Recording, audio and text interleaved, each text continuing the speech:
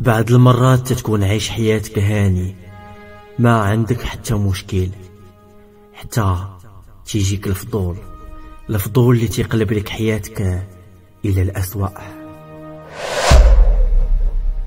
كتبدا تبحث في شي امور ما عندك ما دير بيها، وتما تتجبد مشاكل اللي انت ماشي قدها. البسوا السماعات واربطوا الأحزمة واستعدوا للسفر إلى رحلة مليئة بالغموض، للسفر إلى عالم الماورائيات.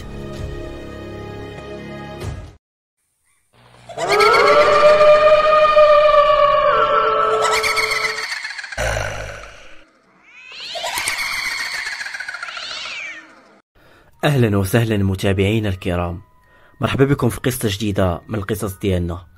قبل ما تفرجوا فيها خليوا لايك وكومنتير وسبسكرايب. شكرا لنا على التفاعل ديالكم، شكرا لكم بزاف. بارطاجيو القناة مع صحابكم باش تطلع القناة ونحسنوا من هادشي اللي تنديرو. بلا ما نزيد نطول عليكم كتر، ديروا باستلزامات الاستماع وهيا بنا لننطلق في هذه القصة. تنكون جالس بوحدي، جالس وتنفكر واش بصح داكشي اللي طرا ليا ولا مجرد اوهام.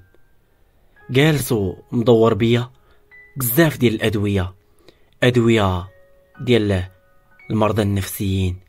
واش فعلا نيت انا حماقيت، ولا داكشي اللي طرا فعلا نيت واقعي؟ ما عرفتش علاش وقع لي هادشي انا بالضبط. انا تتحمل في هادشي جزء من المسؤوليه، ولكن علاش؟ راه غير الفضول.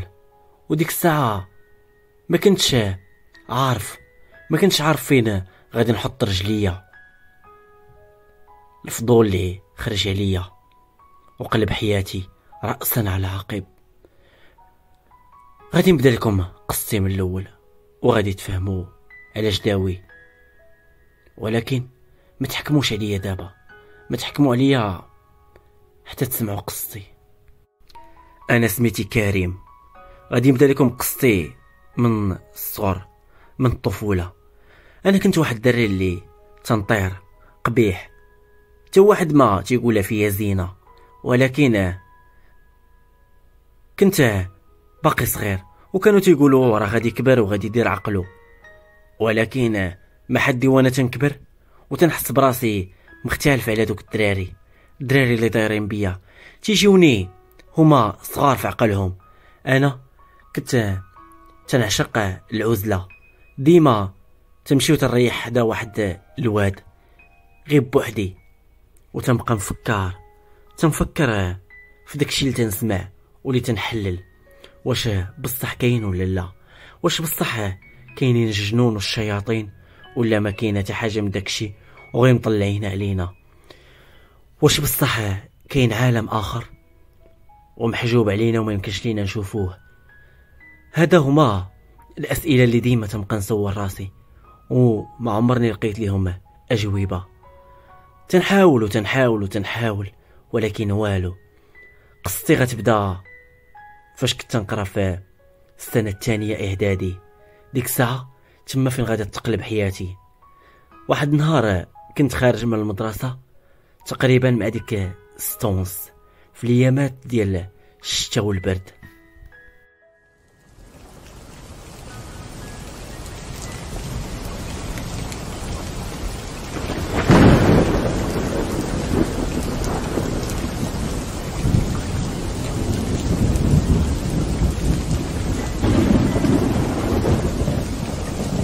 كانت ديك الساعه شتا خيط من السما، وانا درت القب وبديت غادي وتنشوف غير لتحت، وغادي متابع مع الطريق حتى لواحد شويه سمعت داك الصوت ودرت تنشوف. لقيت واحد الطوموبيله حبسات الفران على رجليا، هبطوا منها واحد الجوج، كالوني مع الحيط وبسرعه هزوني ولاحوني في الكوفر وديريكت كسيراو. بديت انا تنحاول نغوت ولكن والو، شكون اللي غادي يسمعك؟ داك الجو ديال الشتا حتى واحد ما مسوق ليك، كلها غادي تيجري باش يدخل لدارو. بدات غادا ديك الطوموبيل مده طويله تقريبا ديال ساعه ونص، حتى تنحس بديك الطوموبيل تتهز وتتخبط غادا فوق شي حجر، حتى وقفات واحد شويه وما نزلوني من ديك الطوموبيل ولاحوني للارض. لقيت شي وحدين لابسين جلالب. شاف صاحبو ويقول ليه واش بصح هذا هو الدري المناسب؟ قال ليه صاحبو اييه هو هذا، يلا نبداو قبل ما يشوفنا شي واحد. جبد داك بولحية شي بخور وطلقهم فوق واحد المجمر، وتما بدا تيقرا من واحد المخطوطات. هبطوا واحد المعزة حتى هي، كحلوا ليها عينيها وجابوها حدايا، وهما يذبحوها وشدوا انا يدي وجرحوها حتى قطروا منا شويه ديال الدم، خلطوا الدم ديال المعزة مع الدم ديالي انا. وديك الساعه بدا تيقرا فيه شي لعيبات انا ما فهمتهمش. بديت تنترعد، اش هادشي واقع؟ واشنو هما هاد التقاليد اللي تيديروا؟ واحد شويه وي هبط واحد اخر من الطوموبيل هاز بالو فاس، قال ليهم واش صافي نبدا الحفير؟ شير عليه داك بولحية في واحد البقعه، قال ليه بدا الحفير هنا، فاش غادي يطلع الرصد ديك الساعه غادي نتفاوضوا معاه وغادي نشوفوا اشنو باغي من الدري. بداو الحفير وديك الساعه انا تنترعد حتى طلع ليهم واحد الارنب كحل. بدا داك الفقيه تيهضر معاه بواحد اللغه اللي ما مفهوماش وانا ما فهمت منه والو. شاف خوه هو يقول ليه الرصد راه بغينا نذبحوا الدري. مجرد ما سمعت انا ديك الهضره حاولت نوض ونوقف، ولكن حسيت براسي مجمد. الله يا ربي اش هادشي؟ كيفاش غادي نتفك من هذا المشكل؟ شنو غادي ندير؟ ولكن ما لقيت ما يدار. ديك الساعه سلمت امري وقررت نبقى ولي ليها اذا كانت مكتابه عليا الموت. ما عرفتش شنو اللي ثبتني في ديك اللحظه وما تخلعتش كاع. جاو دوك الجوج وشدوني وجبدوا واحد الجنويه نفسها نيت اللي ذبحوا بها المعزه. تكاني داك الفقيه على واحد الحجره ويالله باغي يذبحني وهو يتسمع. بعدوا دوك اعداء الله، اش باغيين من الولد؟ بعدوا. بدا الحجر تيجي فيهم من كل جهه. ديك الساعه تخلعوا، هزوا الماتيريال ديالهم وطلعوا في الطوموبيل وهربوا. اما انا خلوني تما، انا وديك المعزه اللي ذبحوا هزوا غير الفاس والبالو وهربوا برواحهم. جا عندي واحد الراجل ويقول لي الله ولدي كون ما جيناش في الوقت كانوا غيقتلوك هاد اعداء الله. قلت ليه الحمد لله. اشنو هادشي يا عمي؟ اشنو هادشي؟ قال لي هادو ولدي راه كثروا دابا، هادو راه كانوا باغيين يجبدوا بك الكنز. قلت ليه كيفاش باغيين يجبدوا بيا الكنز وعلاش انا بالضبط؟ قال لي حيت ولدي نتايا راك زهري، والزهري ماشي من الزهري العاديين، زهري عندك كاع العلامات، يعني زهري نادر. كيفاش عمي زهري نادر؟ ما فهمتش. شاف فيا واحد الشوفه اللي طويله ويقول لي يلا نمشيو للدار ونهضروا. الحمد لله بعدا على سلامتك، راه الله نجاك، كون ما جيناش في طريقك كنتي غادي تموت. قلت ليه واخا يلا نمشيو. مشيت انا وداك الراجل هو غادي بيا لدارو. ضربنا واحد المسافه اللي طويله حتى وصلنا لدارو، دقوا فتحت لنا مراتو. دخلنا وعاود ليها داكشي اللي طرا. قال لي اعداء الله كانوا غيقتلوا الولد، كانوا غيقتلوه على قبل الطمع والكنز. اش من الدنيا بقات، اش من الناس بقاو، كلشي ولا تيفكرها في راسو.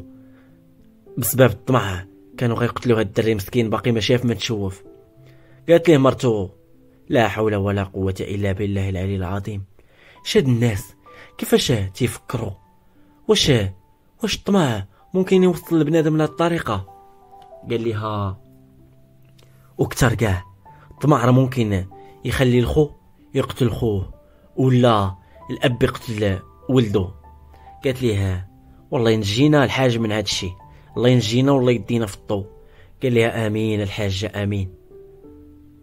شفت فيهم وانا نقول لها عمي عافاك شرح لي اكثر، انا راني ما فاهم والو. قال لي شوف ولدي كول وارتاح وغادي نشرح لك كل شيء، غير تهنى. قول لي بعدا فين كاينين والديك؟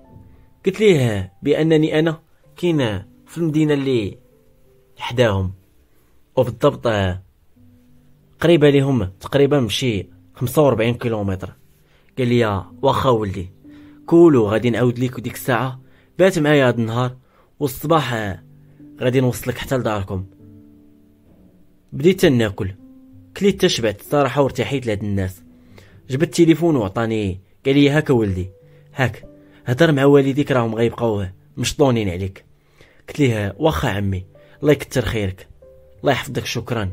قال لي هانيه ولدي هانيه، ما كاين حتى مشكل بالعكس هذا واجب. قلت ليه لا كانوا غيقتلوني وانت عتقتي لي حياتي، شكرا لك بزاف عمي. قال لي كيف ما قلت لك ولدي الله جابني في طريقك، يعني عادي شكر الله ما تشكرنيش انا. قلت ليه ونعم بالله عمي. قال لي شوف انا غادي نعاود لك دابا، اسمع الزهري تيكون كما تيقولوا انه واحد الانسان اللي مبارك من عالم الجن، يعني الجن تيحترموه وتيعشقوا الدم ديالو. علاش تيلتاجئوا بعض السحرة والمشعوذين انهم يخطفوا شي واحد بهذه الصفات، وكثيرا الا كان بحالك عنده علامات لي نادرة. زهري من العينين ومن الرجلين ومن اليدين، وحتى الدم ديالو تيكون فيه واحد الهالة اللي مشعة، ديك الهالة تتقوي الشياطين. ديك الساعة السحرة تيتفاوضوا مع شي واحد من دوك حراس الرصد وتيقدموا لهم قربان على شكل يا اما العينين ولا اليدين ولا الرجلين ديال داك الدري الزهري والدم ديالو، ولا ممكن في بعض المرات اذا كان الكنز كبير يقدموا لهم القربان اللي تيوصل حتى انهم يقتلوا داك الدري.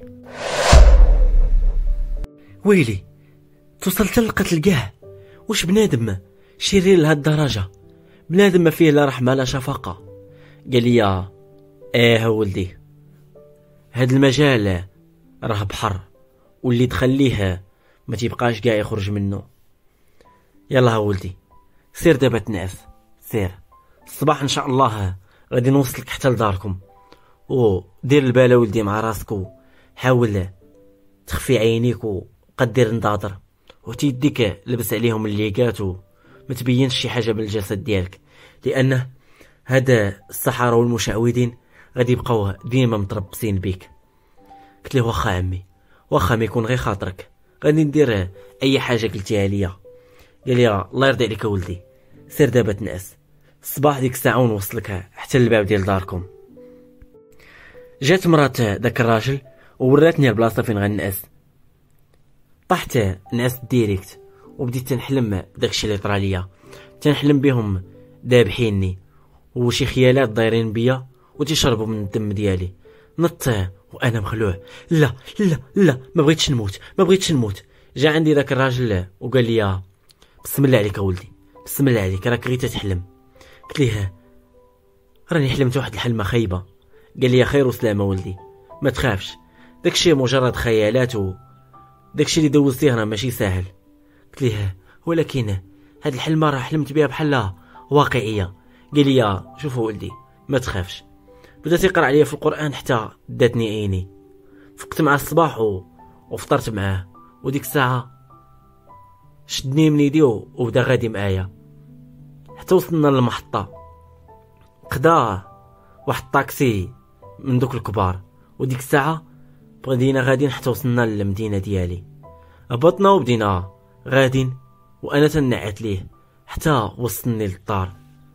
دقوا حلات الوالده والوالد وهما تلاحوا عليا تيعنقوا فيا وتيبكيو. قال لهم داك الراجل الحمد لله على سلامته، راه الله جابني في طريقه وعتقته في الوقت المناسب. قالت ليه الوالده الله يرحم لك الوالدين سيدي، الله يرحم لك الوالدين، ما عمرنا غادي نساو هاد الخير ديالك. قال ليها لا انا ما درت والو، وكيف ما قلت لك الله راه هو اللي وقف معاه وهو اللي جابني في طريقه. قال لي الوالد الناس قلال بحالك، كون كان شي واحد اخر كون هرب وخلاهم يديروا فيه ديك الحاله. قال ليه لا بنادم ماشي خايب لهاد الدرجه، كيف ما كاين الخايب راه كاين الزوين. قال لي الوالد دخل والله تدخل تغدى. قال لي لا والله الا غادي مزروب. قال لي اقسم لك بالله تدخل. جروا بزز حتى دخل. دارت الوالده الغدا وتغدينا كاملين. تغدى داك الراجل وسلم عليا ويقول لي تهلا ولدي في راسك وبقى ديما تحسر راسك.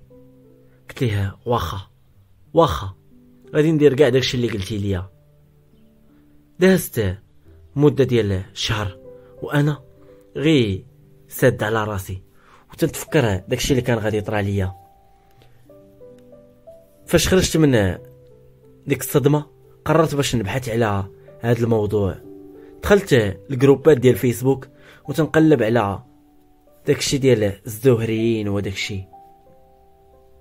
عرفت شي معلومات وبان داكشي اللي قال لي الراجل تقريبا كامل صحيح، وعرفت حوايج اخرين بان الزهري تيكون مستهدف من عالم الجن.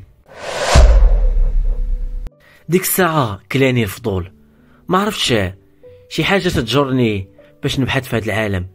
بديت جروب تيجرني الجروب وانا تنقلب في وسط داك العالم حتى راح الليل ووصلت تقريبا ديك 3 د الليل. ديك الساعه عاد داني الناس، فقت وبديت تنقلب في داك العالم. سمعت قصص الناس دخلوا لداك العالم وتسطاو وما تيقتش. دازت مده ديال يومين وانا غير تنقلب في داك العالم حتى المدرسه قليل فين وليت تمشي ليها. والحاجه اللي غتفرحني هي ان العطله ديال 3 شهور وصلت. يا سلام. ديك الساعه دابا غادي نبدا نبحث في داك العالم.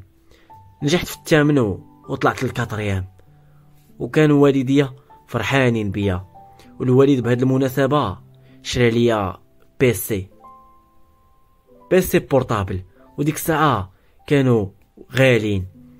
شكرته وبديت تنعب في الموديم تعبئه وانا تنبحث في ذاك المجال حتى واحد الليله تقريبا مع 12 الليل وانا تنقلب في واحد الجروب حتى جاني ميساج بريفي.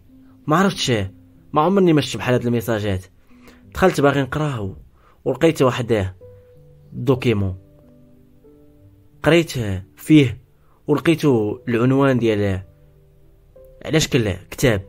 العنوان ديالو تسخير ملوك الجن. اثارني هذا العنوان وبديت تنقلب على كيفاش نحمل هاد الدوكيمون. تيليشارجيت داك الكتاب وقلت الله غادي نقرا في هاد الكتاب هاد الليله ويا ريتني ما درتهاش. مشيت جبت واحد الكاس ديال القهوه، طفيت الضوء كاملين، بقى غير الضوء ديال البيسي وجلست وبديت تنقرا. في الاول كان داكشي عادي، غير معلومات بسيطه على الجن والوظائف ديالهم والانواع ديالهم وشي اسماء ديالهم وبعض الممالك ديالهم. ولكن واحد العنوان هو اللي اثار الفضول ديالي. العنوان كان كالتالي: طرق الزواج من اميرات عالم الجن. اثارني هذا العنوان بزاف. بقيت تنقرا، لقيت شي لعيبات خصني نديرهم. والصراحه داكشي كان ساهل ماشي صعيب بزاف، ولكن الخطير في الامر في هادشي كامل انه بهذا الشيء اللي غندير ممكن نحضر من اميره حتى لثلاثه الاميرات على حساب كيفاش غادي نطبق دوك الطلاسم.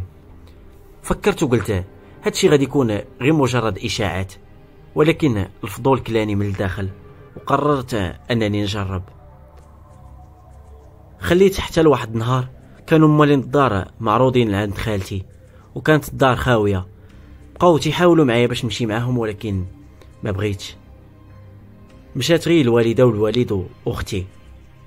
الاشاره اختي صغر مني بعامين، كانت يلا طلعت للكوليج، وديك الساعه خوات عليا الدار وقررت باش نطبق دوك الطلاسم. دخلت للطواليت، جبت واحد الحمامه صغيره، قطعت ليها الجناوح ديالها، فتحت ليها كرشها وانا نلوح فيها واحد العشوب جتهم من عند العطار. خيطت ليها كرشها والحمامه باقا حيه وتتعذب، تنطلب انها ما تموتش دابا. بديت نرسم في الجلد ديالها شي دائرات وتنكتب شي حروف، حتى ديك الحمامه بدات تتنفخ. قريت شي العيبات من داك الكتاب، شعلت 6 شمعات ورسمت نجمه سداسيه. رسمت واحد الدائره ودخلت ليها. جبت واحد الزيزوار، جرحت يدي، بدا تيقطر الدم فوق ديك النجمه السداسيه. هزيت ديك الحمامه وذبحتها، وبدا الدم ديال ديك الحمامه تيسيل وطاح وتخلط مع الدم ديالي. وانا تندير في داكشي شفت فيها المرايه اللي كانت في الحمام، الانعكاس ديال وجهي ما بقاش يبان في المرايه. تخلعت. اواه اش هادشي؟ كيفاش؟ علاش ما تنبانش في المرايه؟ شنو اللي واقع؟ حتى لواحد شويه ما حسيتش براسي، حتى طحت وغيبت. وديك الساعه بديت نحلم براسي انني واقف في واحد البلاصه اللي خضره. جات عندي واحد البنت اللي بملامح زوينين، بدات هضره معايا وهادرين على الموضوع ديال الزواج. وافقت بلا ما نتردد انني نتزوج بيها، وحنا هادرين ومنغامسين وشاد ليها في يدها، حتى تمت جايه واحد العجاجه، حتى بانت واحد البنت، بنت اللي مرعبه في الوجه ديالها. كانوا عندها شي قرون وكانت تتخلع، وكانوا عندها النياب. حضراته وبدات تشوف هذيك البنت الزوينه، قالت لها تعويضه ما حضراتكش غير انت بوحدك، تعويضه حضراتني تا انا معاك، ودابا يا انا يا انتي غادي اختار بيناتنا. شفت في هذيك البنت وقالت تقول لها صافي هو راه وافقه باش يكون معايا انا. بداو مضاربات بيناتهم، وديك الساعه فقت من الحلمه وانا مخلوع. فقت ولقيت راسي ترعف.